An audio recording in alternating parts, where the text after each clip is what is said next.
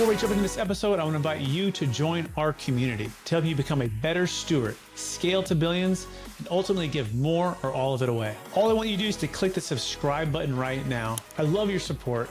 It's incredible to see your comments, and we're just getting started. I can't wait to go on this journey with you. Thank you so much for subscribing. It means the world to me. Hello, everybody, and welcome to the Build to Billions podcast, where we got successful entrepreneurs and investors on their journey from millions to billions. We believe the key to scaling and compounding your wealth and life starts every single day with the mindset and practice of stewardship over ownership and applying billionaire biblical principles. Our ultimate goal is to scale and compound your wealth and life so you can give more all of it away to help MVPs, the most vulnerable people. My name is Brett Swartz. Each and every episode, we're joined by some of the world's top entrepreneurs, millionaires, and billionaires. They share their insights, secrets, wisdom with us so we can all scale, make a bigger impact, innovate, all of the really neat things that you're all trying to do out there and that we're trying to do. So we're on this journey with you. I'm excited about our next guest. She's out of the state of Arizona, and she is the founder and CEO of L Cube Consulting. She's a go-to expert for founders who want to escape the day-to-day operations without their companies falling apart.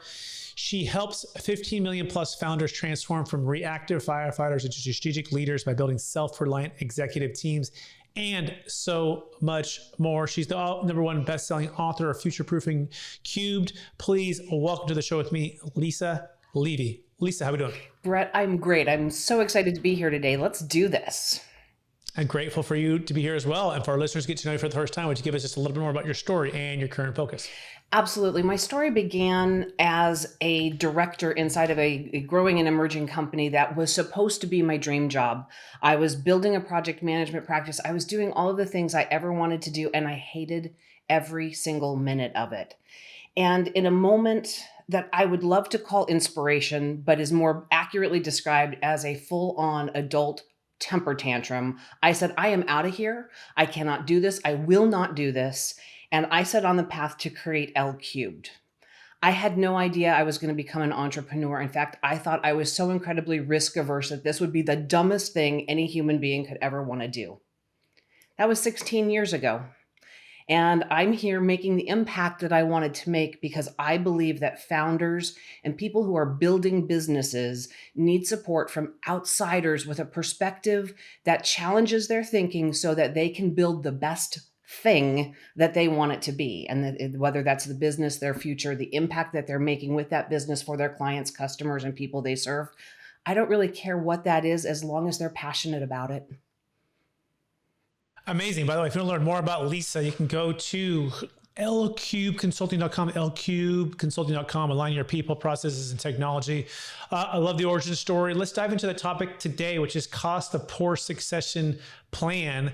So Lisa, what's the #1 insight or mistake people make when it comes to poor succession planning? Well, they simply don't do it. It's one of those things that everybody sort of has on a list of things to do someday. And every business school will teach you that it is a requirement for you to build a business and be able to exit. You need to have a succession plan. And yet we never get around to getting it done. And the challenge with that for a founder, an owner, or somebody who may want to exit is if you don't have a good succession plan, you are leaving money on the table. That can be up to 4x the valuation of your business if you want to sell it. If the buyer can't figure out how you are exiting, especially if you're a visible front person, you're screwed. Got it. So that's really clear. It's almost like not having a living trust in place. I'm always shocked when I'm working with those that are exiting these big businesses, real estate, millions of dollars net worth, and they're like, yeah, I don't have my living trust yet. I'm like, well, then where's all your stuff going to go? Something happens to you. I'm like, before you do any of our planning, why don't you go be with that attorney like tomorrow to get that in place, because all the different things with that, get your living trust in place. Okay, so #1 mistake is people just don't do it. They know it's important, but it's not urgent for them. And so they just put it off. Okay, that makes sense. What's the #2 mistake when it comes to poor succession planning? The second mistake in that is that they assume that the people around them are necessarily the ones who are going to be their immediate successor.